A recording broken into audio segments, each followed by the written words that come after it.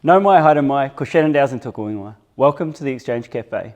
At the Exchange Café, we come together to share conversations and resources about climate solutions.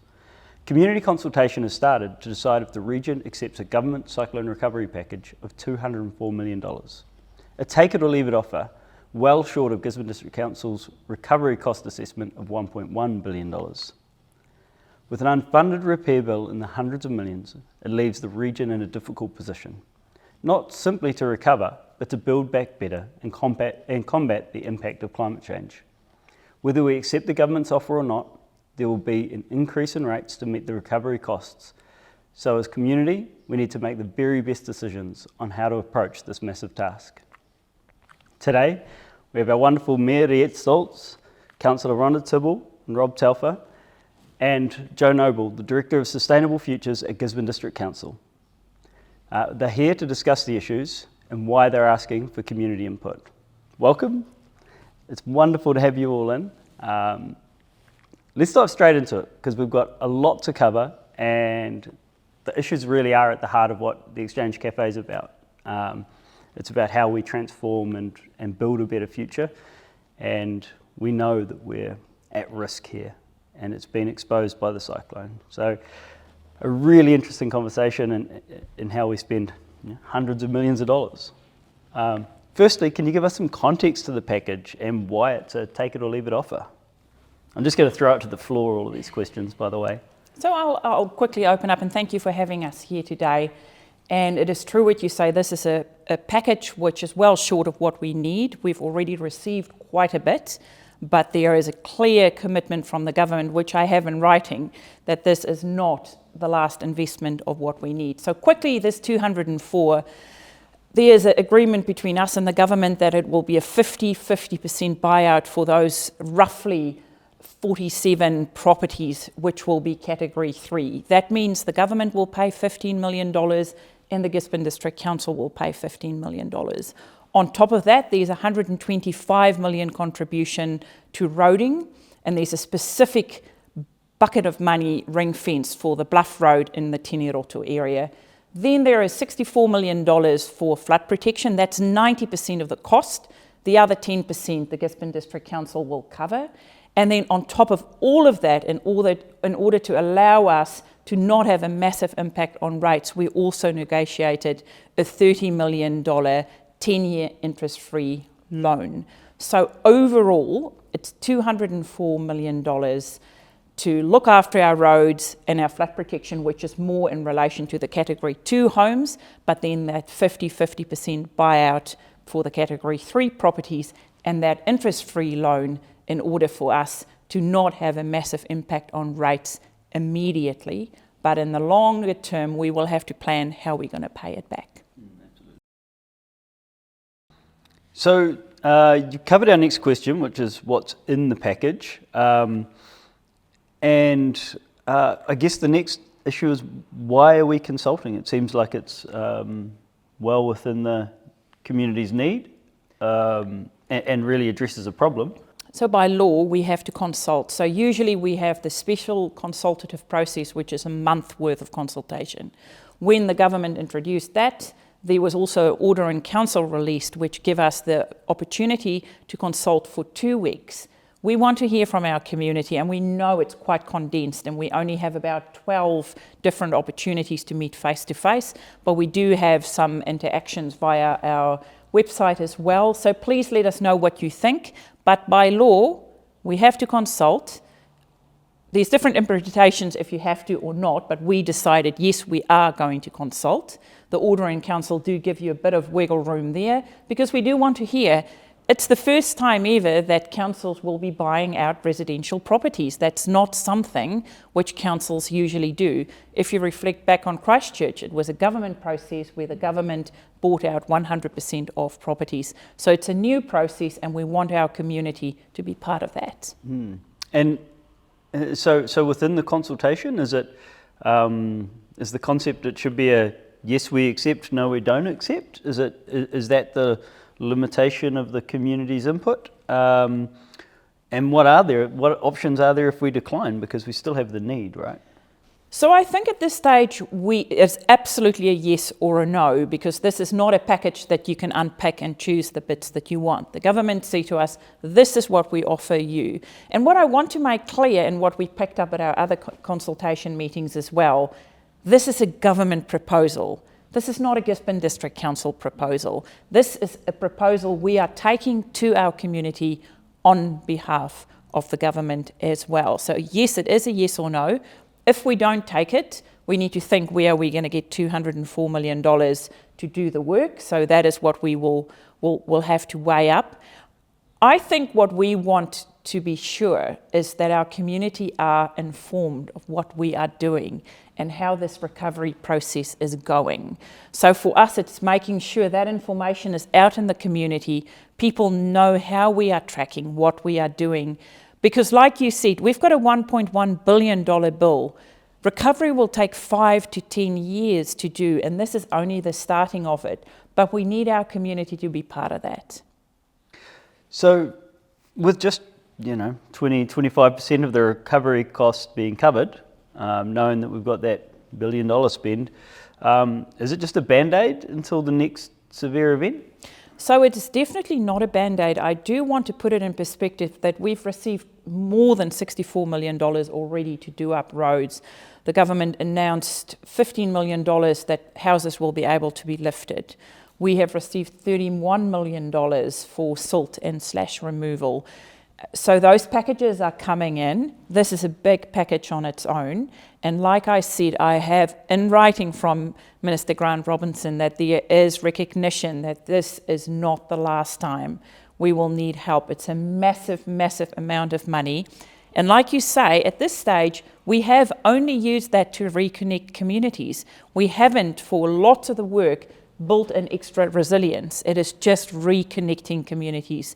What we need to do moving forward is talk about, are we really going to invest, say, $30 million? And that's the discussion we will have, for example, with the Tiniroto community. Can work be done in the bluffs, or is it time for a total new approach? And those are the resilient talks we want to have our community involved in. So the package itself commits us to a significant spend from council, something in the tune of $15 million for homes and another 6.4, so near $22 million for the for council spending, which is an additional around 1% rates increase, I believe, on top of our. So for every $600,000 we spend, it's roughly a 1% rate increase.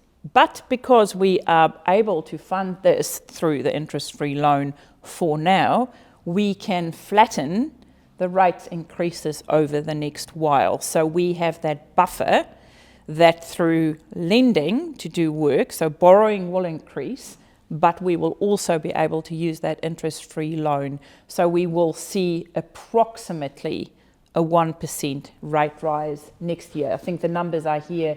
About 1.6% over the next 3 years. Okay. And then if we remember that we've got the additional need to meet the full cost of recovery, does that mean another 4% on top of that when we start to reach that $1 billion spend?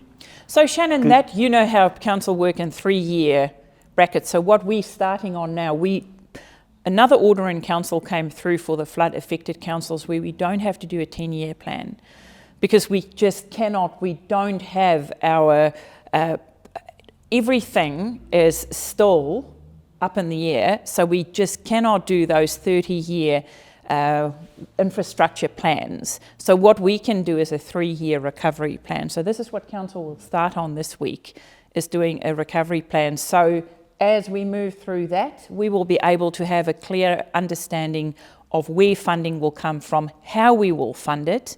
So for us, yes, we are still in a space where roughly for the next 3 years, we know it's about 1.5, 1.6% increase, and then this will cover that 10-year, the 3-year recovery plan, and then moving forward, we will in future have to repay that interest-free loan after 10 years.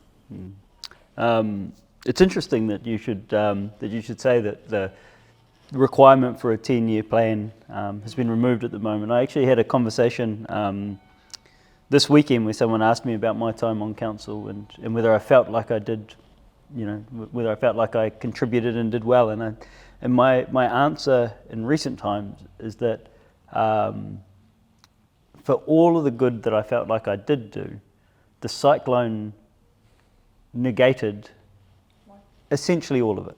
Not the things that we were aspiring to, not the projects that we actually delivered, but the fact that your decision making is taken away from you.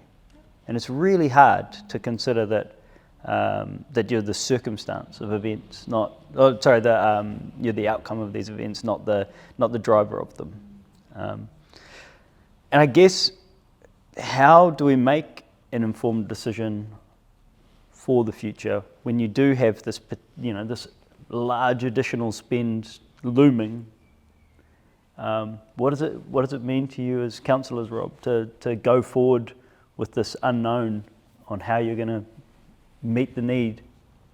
Well, that's going to be that's going to be some hard decisions, because we've got a huge geographical area and a very small rating base. So we are going to need help from central government, and we don't want to be the poor cousins looking like we're just running out with our hand out all the time. But the reality is that is the reality, and that's either going to have to come from central government, because we cannot put that burden all on the ratepayers.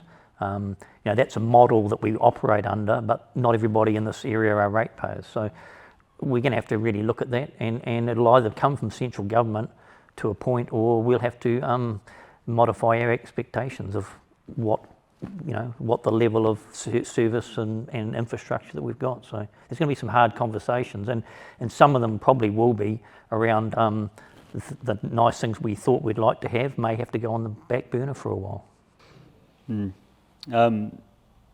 So you mentioned previously that Christchurch had a 100% buyout of the homes. So this is a very different approach, and I know there's been offers to other councils. Auckland just approved their offer last week, didn't they? So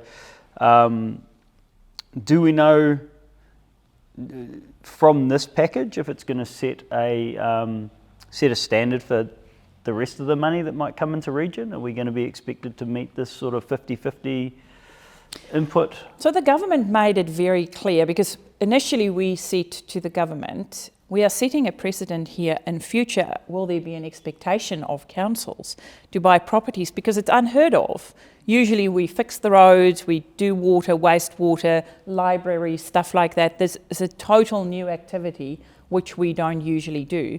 And the message was sent out very clear that this is related to the 12th to the 16th of February 2023. It includes the Auckland weekend as well in hail.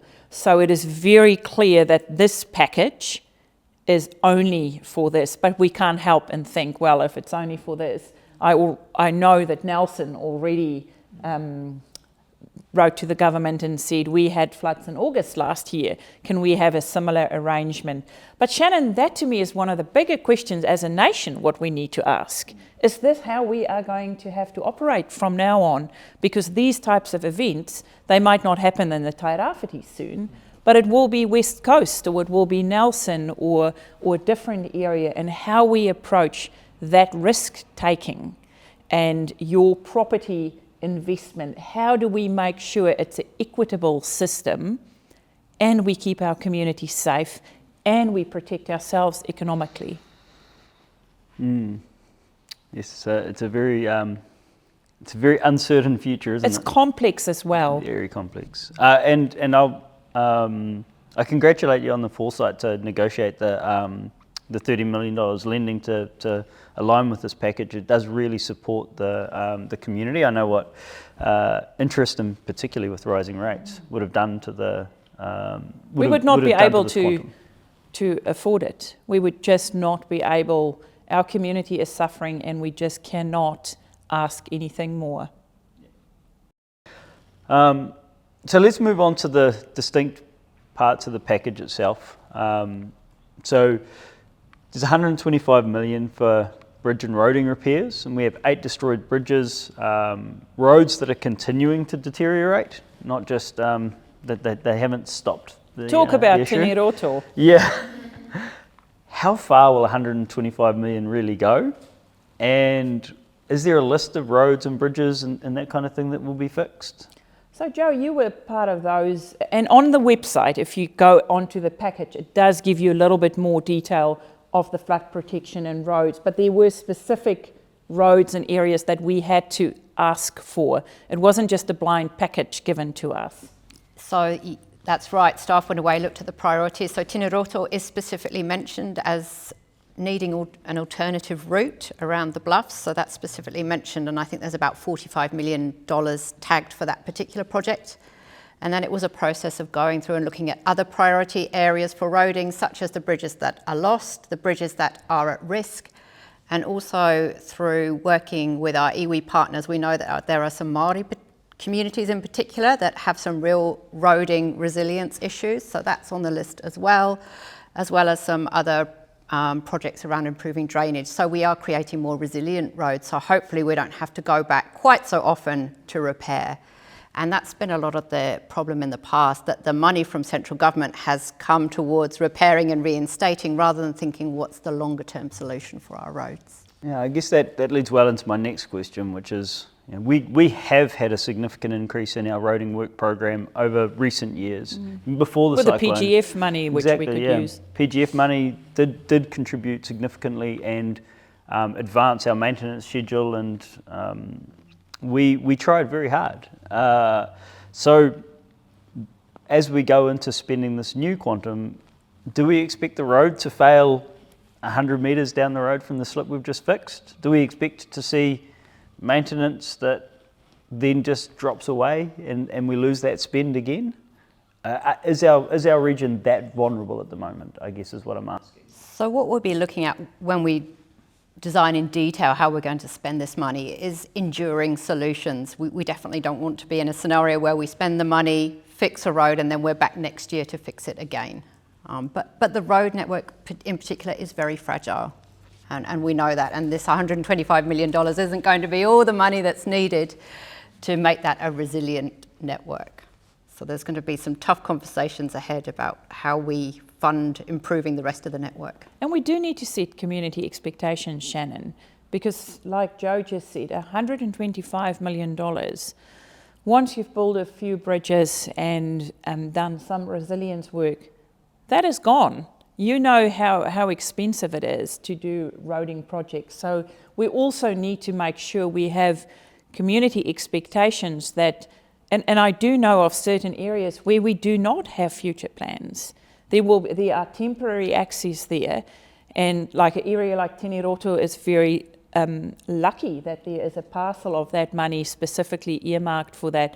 But I do know of some communities that only have temporary access, and there will have to be discussions about how we do it different, because we cannot just keep on doing the same. All the money in the world, all the goodwill in the world doesn't mean that you've got the people to do the work. Do we have the ability to scale here? We're competing against other regions for the same crews and the same employees. The maintenance in our region has struggled to be kept up with because of the, in part because of the type of road use we have, the 50-tonne max. Is it feasible for us to deliver this program of work at the rate we need to? If it's well planned, yes. And it is, Waka Kotai here have some different approaches, more alliance approach, which we are working through a little bit. There are a few hiccups there. But if we plan it properly, there are enough hands and enough people and contractors here to carry the load. So yes, but it will take time. I think one thing that's come out of the cyclone is and a lot of people that are living here probably haven't seen it on the scale before. I wasn't here during Bowler, for instance. But one thing that has come out of this is that how a lot of these forestry roading crews and that can step in and achieve stuff. And I think that's given us a lot of confidence that looking forward, we can probably do things better than we have. So those are going to be conversations we're going to have. Like, there's nothing definite locked in, but I think that's a conversation we've really got to have around how we do this work and get it done. Let's move on to the flood protection package. $64 million for flood protection. What does that part of the package include? Where's going to be protected? What is it? Physical infrastructure? So the intent behind that package is to prevent, you remember the categorisation houses, so those houses that were in class 2, which means they were impacted by the flooding events in particular, they could be impacted again in the future. So the idea of this funding package is to stop them moving into class 3 where their homes are no longer safe to live in.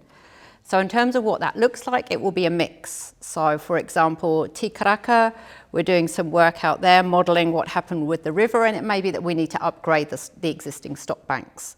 It may be extending existing schemes, like extending Y Power further again. It may be things like leaving rivers room to move in some instances, so not a physical stop bank, but actually leaving the river more room to move, so we're increasing the area that the floodwaters can be in without spilling out and affecting home. I guess that, and that leads on well to the next question. Rob, you mentioned this around Cyclone Bowler. Two big events, 35 years apart, both rated at 1 in 100 year events. In both we lost our main water supply. Tikaraka was evacuated in both. Lives have been lost due to both events. What does it mean for future planning? Are we rescaling what these events are instead of 1 in 100? Are they 1 in 35 now? Do we have to design differently? And that leads, essentially into, the protection of these areas and the scale and size of those stop banks, right? So, I mean, that's the interesting thing when we use terms like 1 in 100 years. The way that's calculated, it's always looking backwards. So each time there's a new event, that calculation changes. But yeah, we know with climate change, we are going to get more stormy events, and they will be more intense storms alongside increased drought as well. So we do have to change how we plan, and we factor that into the work that we do as a council in terms of our technical modelling and science. And we also need to look at how we can never remove all the risk, but what can our communities live with in terms of risk? What can we do that's more of nature-based solutions as well? So that's looking at how we use the land that surrounds our rivers, how much room our rivers have to move.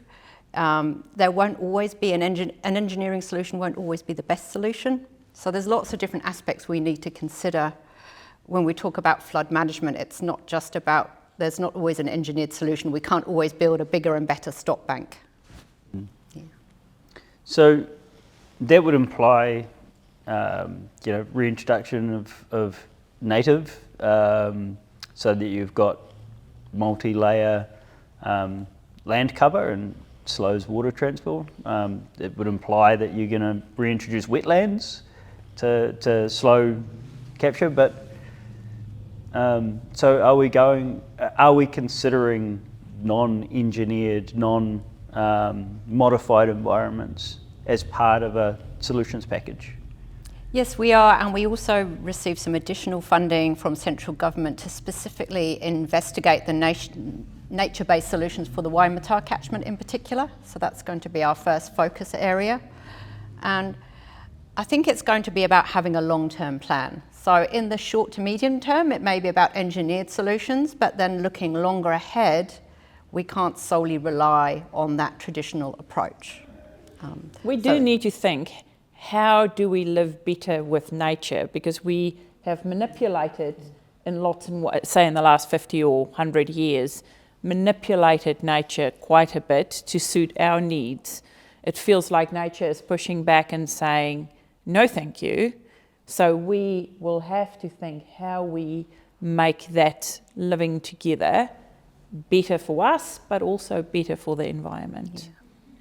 And those are conversations we need to have with the community as well. It won't be council unilaterally deciding this is what we're going to do, this is best for you. Yeah.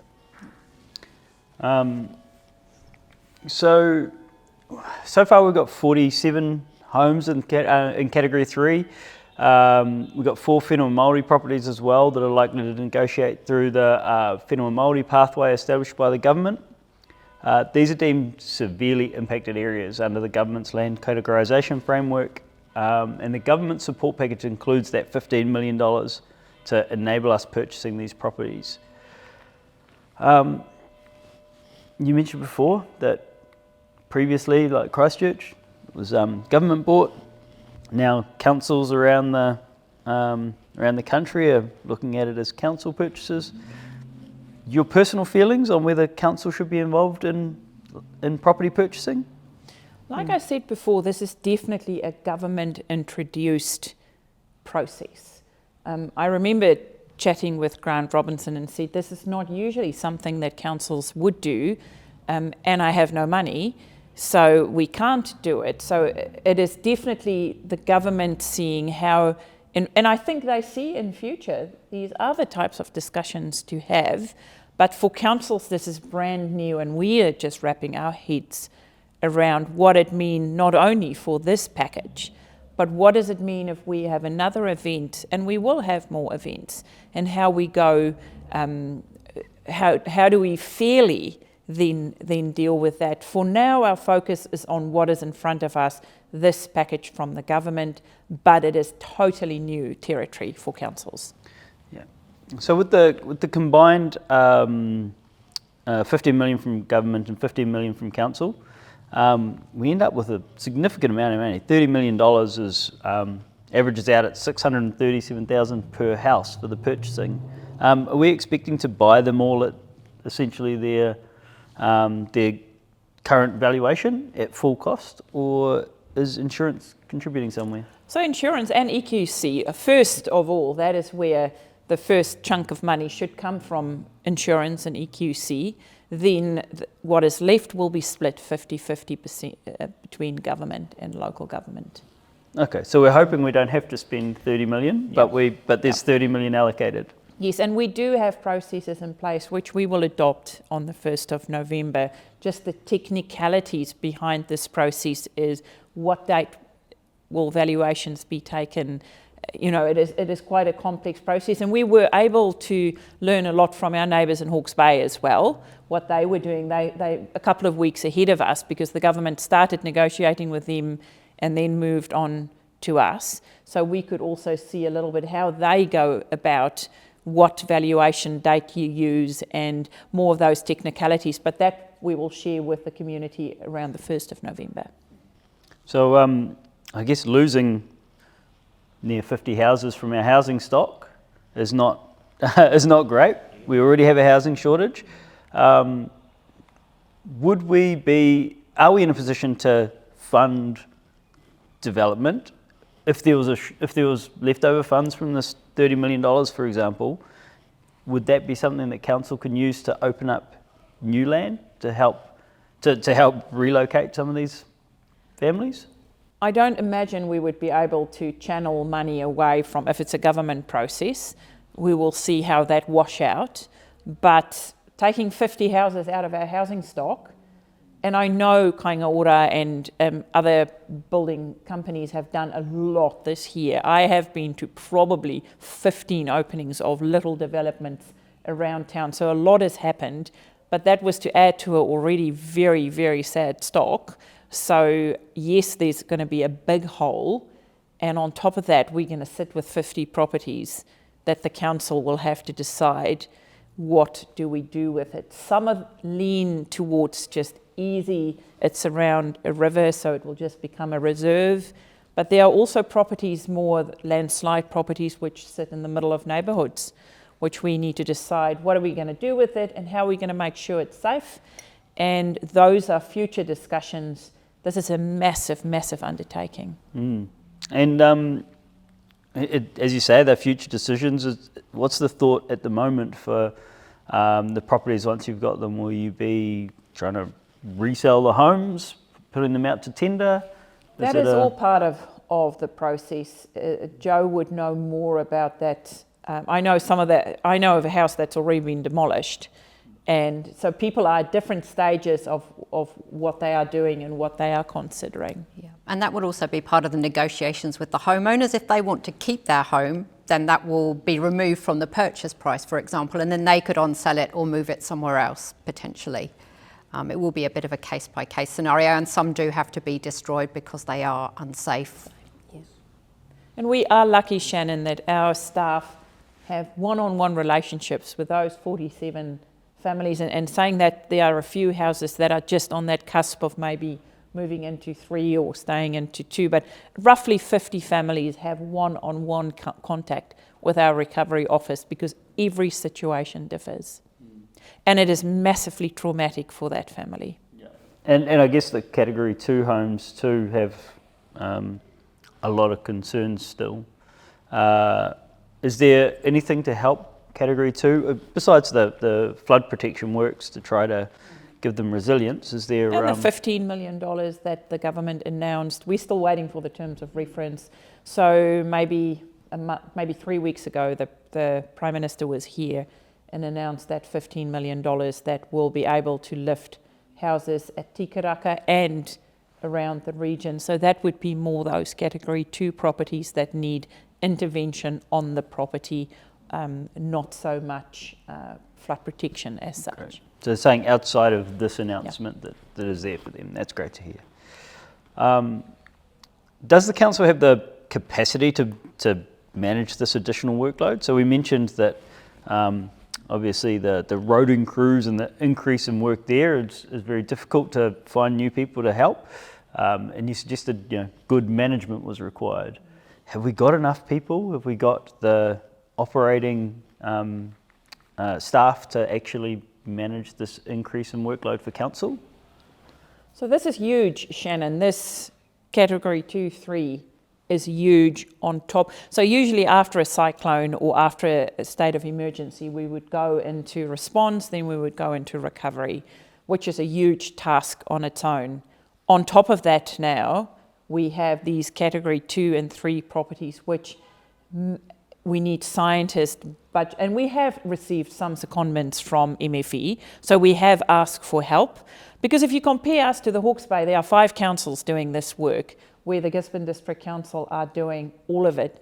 Then on top of that, Shannon, we are also dealing with the land use inquiry and bringing some of those recommendations through our plans. We are dealing with RMA changes, the 3 waters. So we are absolutely stretched, and management are moving as fast as they can to make sure we have the capability and the capacity to accommodate the extra work. I certainly don't envy management. It's a very hard task ahead of them, and just wish them the best in finding the help they need. So how much is going to be spent on boots on the ground, actual repairs versus operating and managing the massive workload? Is it going to all get burnt on consultants, or are we going to get results for the money?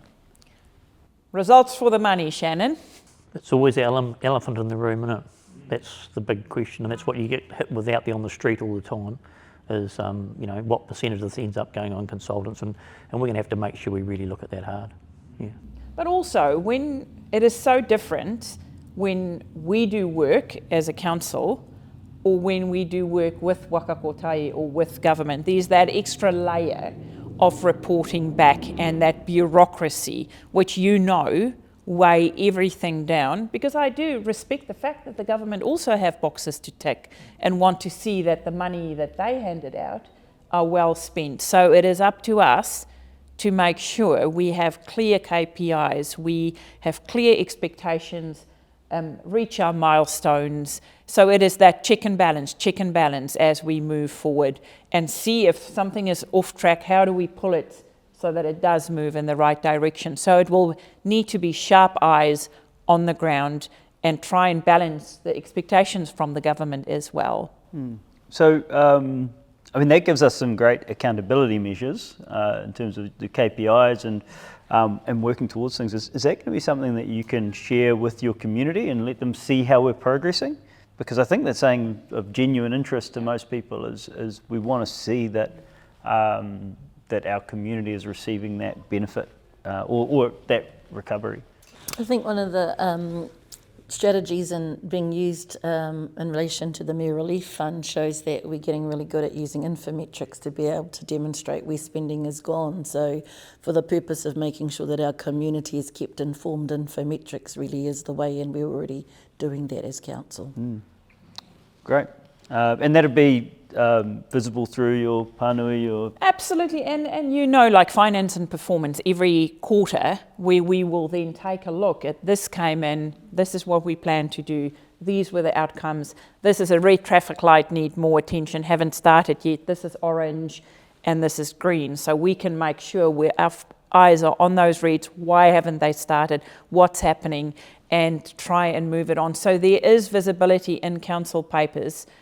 But like Rhonda said as well, sometimes it is easy putting out a pānui and saying, this is what we're working on, watch this space.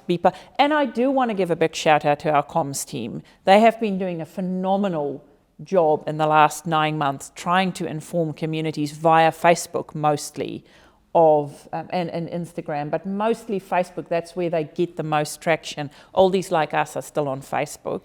But they have really been trying. And some oldies are not even on Facebook. But yes, because like I say to you, we need to take our community with us. This is going to be 5 to 10 years where we need their support as well. Because one thing I want to say is our staff and our people are really tired. It has been a very, very tough 9 months, and we really do need our community also to acknowledge when they do see something good. Give us a shout out if there's something you want to complain about or give your info. Also, bring it to us. But we do want you also to be part of our team and cheer on the team that are trying. The road workers, everyone are here slogging away to make it better for all of us. If you want to complain with me, but make sure you do, if you're on the road, give the road workers a shout out. They've been there since day dot, trying to get the roads back connected. I think, Shannon, in terms of data metrics too, and the very moot point that the public's always concerned about in terms of the spend on consultants, there's a responsibility for the council going forward to make sure that our metrics in relation to the spends of what goes on consultants versus, as you put it, boots on the ground. And perhaps it's not something as visible as we'd like it to be now, but perhaps it could be part of the infometrics going forward to give that lead forward, that when we're considering the spend with consultants, that we're marrying off with what is the national trend of what's appropriate across a budget. But also one thing I want to add, and it comes to your earlier comment, do you have enough people to do the jobs? We will be needing external consultants to come in and do a lot of planning and analysis and work for us. So our overall budget for people coming in and consulting and working for us will definitely increase, and it's then up to us to see what percentage of the spend and is it reflected in salaries or taken out of the salary budget for that. So it is of concern for governors to make sure the real work happens on the ground.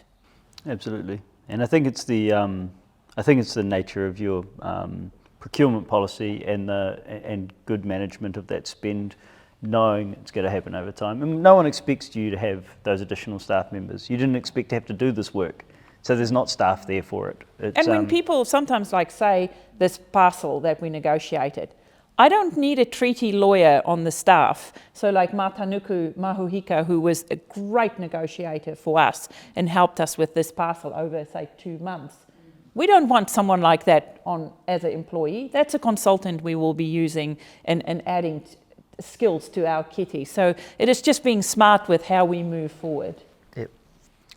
I guess just quick questions around, potential other funds out there. I think the community has little doubt that forestry played a significant part in this. The log dams against our bridges were pretty clear to see, and are they contributing to cyclone recovery? Is forestry actively... So people will see on the beaches right after hail, it started that the companies did start tidying up the beaches. Obviously, Cyclone Gabrielle came and ripped everything apart again. That's a question, I don't know the numbers. That's questions you will have to ask of forestry companies or the Eastland Wood Council. I'm not across their work programs.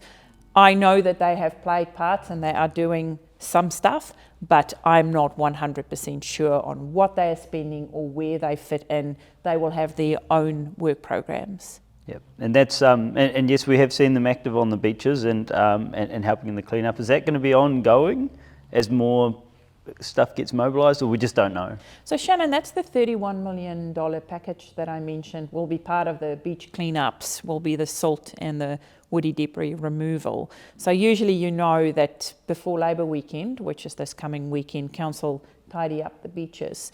So in the last two weeks that have started, but I think it's a much deeper clean than what we've seen before. So everything here in town has moved to the Waipawa river mouth, and we'll have discussions with landowners and iwi. Do we burn? Do we chip? What do we do with that massive amount? So I think we will see ongoing work. It is different from us just doing our once cleanup, and also in Uawa, Tolaga Bay, that's happening.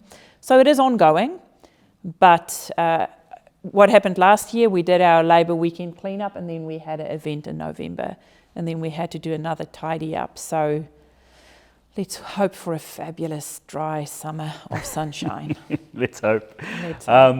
They have been, Shannon, they have been involved in a lot of private land clearing up on farms, and I saw a really good example up at Tolaga on Paro Station. You know, there was, I think, 700 piles of debris up there, you know, so they have been active. Doing some stuff. But, you know, these are the conversations going forward. It's easy to be real reactionary at the moment, but we just got to make sure we have conversations with them and do it properly, really. Yeah. A more difficult question, and I know this has been in the works for a while, which is compliance and monitoring of forestry practices. Is that changing? We can talk about our task force, Joe, and all that. So we are building a specific compliance forestry team within council now, and that recruitment's underway at the moment. They have a strategy around compliance monitoring targeted at forestry. There is a lot of work happening in that compliance monitoring and, where needed, enforcement space, as well as the more education and awareness work that our integrated catchments team does, our land management officers. So that was in January when we did the petition, when petition was handed over. That was part of the decisions we then made, was to make sure we grow in that area as well, and make sure the task force is there, a woody debris task force, and enforcement happens, tidying up happens, removal of some legacy slash as well. Great. So, in my opinion, and you touched on this a little bit before, that we've sort of degraded our environment over around about 100 years, and through different land use practice and various things, but I guess Tairāwhiti for me is an ongoing victim of poor science that has caused some fairly average decision making, and we've ended up with really perverse outcomes because of it. To put that in context, we imported European farming practices to a young country that couldn't be clear fell in the same manner. We've replaced it with forestry to shore that land up, and it hasn't achieved its goals. And with all the good intention in the world, if that's the science that you're receiving to drive your decision making, you make the wrong decision.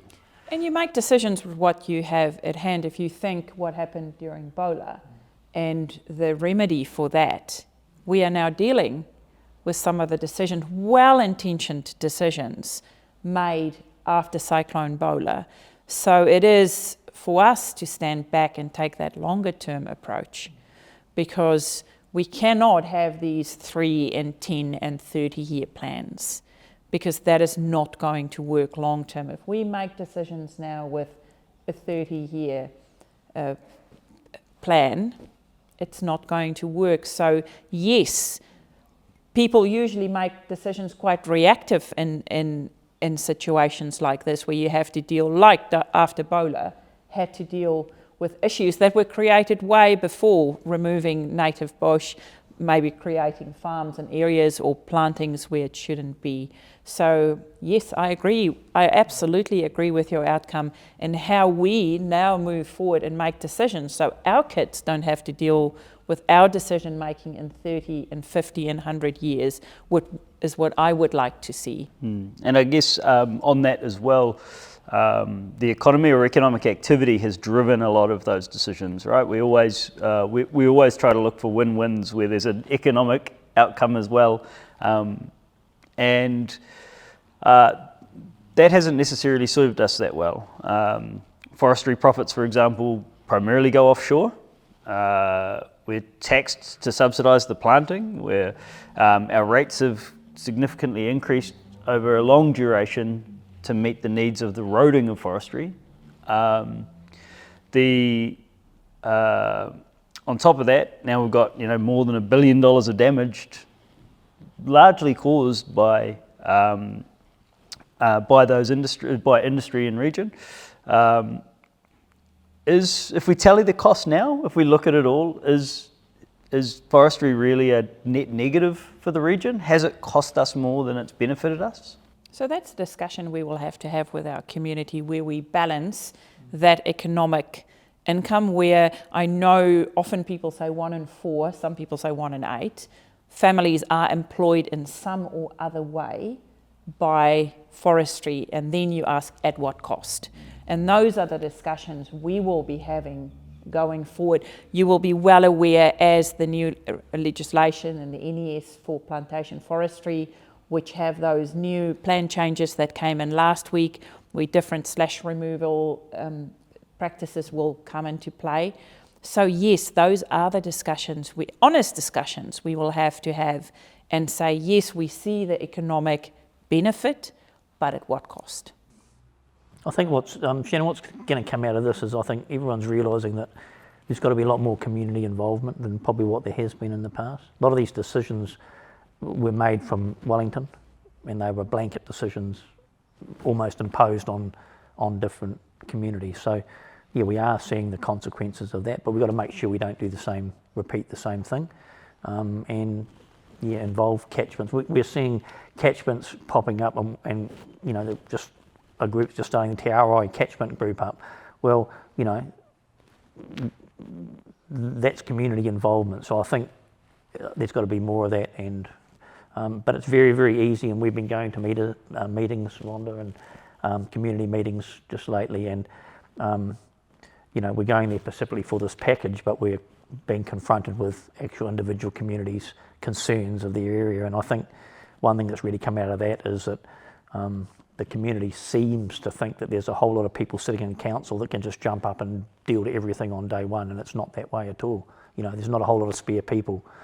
So I think the communities have got to form some more contactable networks, really. I couldn't agree more. In particular, you mentioned a lot of decisions being made from Wellington, and we know how long we've been hearing the catchphrase "right tree, right place." It's still pine everywhere. There is no effective action given to that yet, right?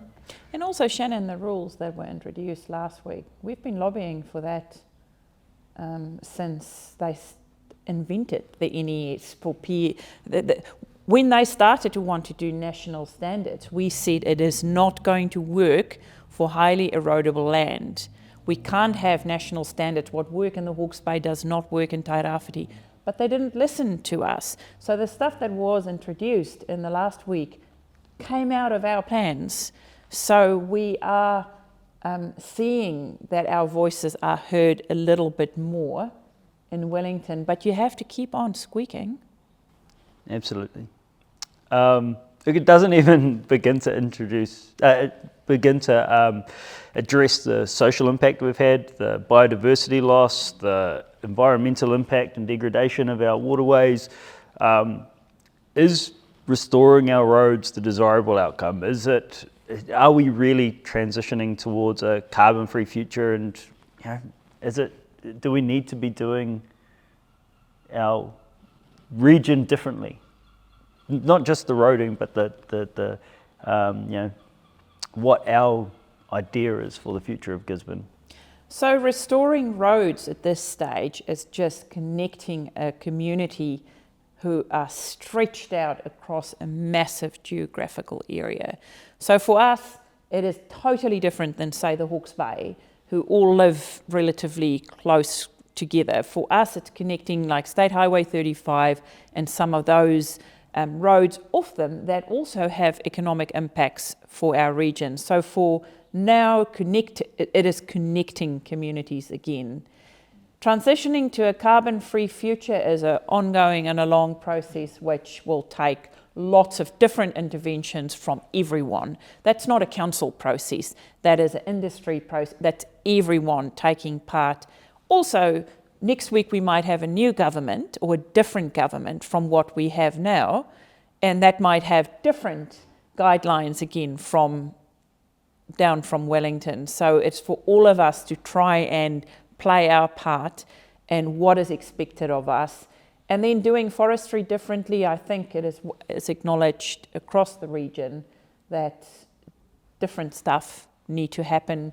We know with our plans and what we are doing, it will look different. And that's a question also you should ask of the forestry industry, because I don't know how they work and what they do and how this will affect them or the impacts on forestry. I really do not have that knowledge.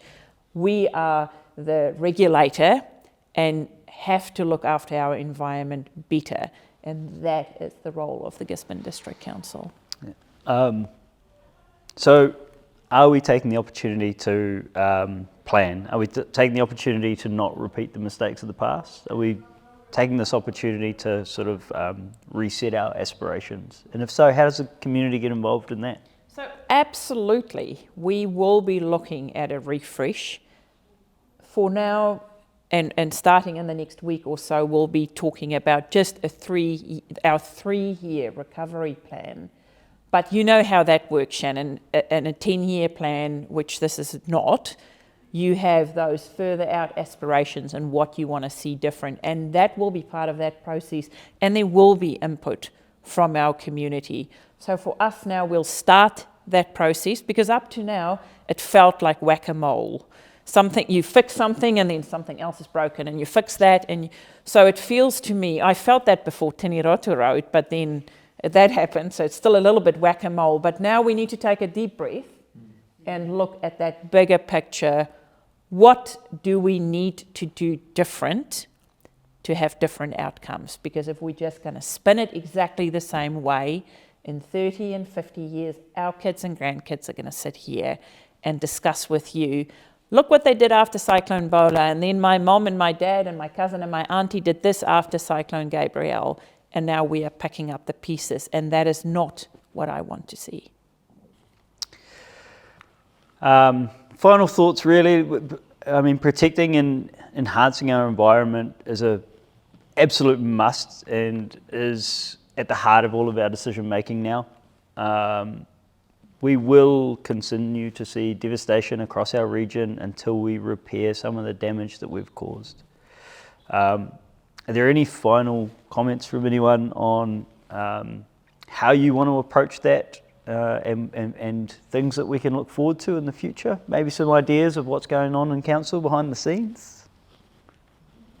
You guys go, I'll wrap it up. I think the complexity of the space that we find ourselves in at the moment, knowing that historically we haven't actually had the capacity to maintain what we have. So finding ourselves in the space right now that we've got a 1.1 billion recovery cost budget plan that we think is the amount that would fix up the existing problems, knowing that we've got less than 1/5 of the budget to do that. Then looking at the hurting that's actually happening out in our communities versus their ability to enjoy their communities because the environment degradation is so big as a result of these changes, makes for an incredibly difficult challenge for the whole community at all levels, macro, micro and meso, to consider what do we really need. I think that your point about thinking differently about the problem we have, because our problem has been created largely in ways that we didn't think about these particular outcomes. So the thinking will need to be radically different from any thinking that we've had before about what we require to be the priorities. If we just take humans alone, then it's fair to say, having visited Tiniroto and Tolaga Bay, that there's a lot of hurting in the human communities. If we're to take consideration to the flora fauna communities, then there's huge and deep hurting there. And we're not even looking at our water-based communities and what sits in those particular spaces. Regulation has its part, most definitely, but I don't think we're doing well for all species from all environments where they are natural to it. It's clear that in our rural-based communities, the amount of hurt is quite different to the amount of hurt of what's happening in our urban-based communities, and we don't actually have a proper grip on how regulation can sort that. So it will require wickedly different thinking to bring about wickedly radical changes that only participatory democracy can bring forward if we think to consult everybody to think about what is the world we want for our great-grandchildren. Because this one is not like anything we've seen before. Kia ora. And then from you, Rob? I think that I just think we need to be very, very careful. We've been reactionary up until now. We've been trying to, like Rehette said, open roads, get people whack-a-mole, get people access. And we're just going to be very, very careful we don't jump in and start making decisions that the impacts down the road are not going to be the desired result.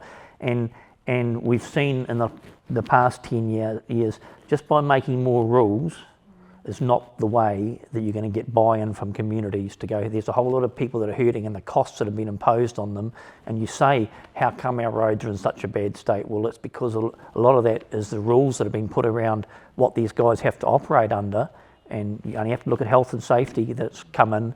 The amount of money that is actually not going into roads, it's actually going into all these, complying with all these things. So I think we've just got to have a really good think about just making more legislation, making more rules is not the way you're going to get buy-in from the communities, and we're also going to make it harder for ourselves because the pool of money is just going to shrink to what actually does this work. So, I think community buy-in is something we're probably going to have to put a lot more weight on and involvement into. Joe? I might just talk quickly to some of the planning work we have underway. So thinking to the future, we do have a number of pieces of work that was ongoing before the cyclone and has continued, although sometimes at a reduced pace. We are thinking about climate change and how we can adapt and mitigate those impacts. We do have our freshwater planning underway, so we're working with a number of catchments directly and also with other community tāngata whenua on what do we want for the future of our freshwater, realising it's going to be a long time to turn around the many years of decision making that have got us to where we are today, and the same with biodiversity as well. We're also planning for the housing that we need, so our future development strategy is close to a point where we will be consulting the community on that, so that is thinking about the infrastructure that we need to deliver as a council to support further housing development, and also thinking closely about the technical information and the science and the Mātauranga Māori that we need to support our decision making. So there's quite a big program of work underway looking at collecting all that technical information and around natural hazards as well. That's a biggie for our region. So there's a lot of planning and thinking, sometimes not always obvious, but it is underway. Yeah, and I'm proud to say our team have, like Joe said, before the cyclone, work has happened and we'll pivot and make sure we now capture what is needed more in order for us to future-proof. But one thing, today we talked about infrastructure and we talk about future planning, and one thing that Rhonda touched on, and Rob and myself and Rhonda and Joe, we've seen it firsthand, our community is hurting. We need to acknowledge that most of our community have moved on, and that's fine, that's absolutely fine. But there are people still there who live in temporary accommodation, people who don't know what's going to happen to their homes. Most people, your home, if you are lucky enough to own your home, that is your investment for your future. If you are unsure what is going to happen there, it's got massive emotional and social impacts. So I just want today also make sure we acknowledge what this community has gone through. I have seen the absolute best of humanity in the last 9 months, where our community have reached out and wrapped around each other. but it's going to be an ongoing journey. We need to look after our kids, the young ones that see the stress in the house, that know something is not right. We also need to make sure we reach out to people who are struggling, people who are doing the mahi, the people that are working on the roads, working on the pipes, working with in our recovery office, and wherever everyone play their role, working in forestry. You know, there's also a massive social impact on, they carry a lot of mamai as well. So we do need to make sure we wrap support around our community for the next while, because we need it. Everyone needs it. So as we do our mahi and as we carry on trying to get legislation in place, incorporate new rules, do the work to reconnect our community, we also need to make sure we look after each other. Ngā mihi nui, everybody. It's been a fascinating conversation, and I thank you all for bringing your knowledge and insight to the Exchange Café today.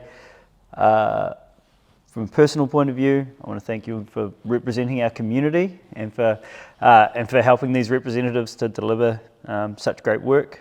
It is a pleasure to have your minds working for us. So follow and contribute to the Exchange Café at exchangecafe.co.nz, because together we have the solutions. Mā te wā. Mā te wā. Thanks everybody. Thank you. It was wonderful.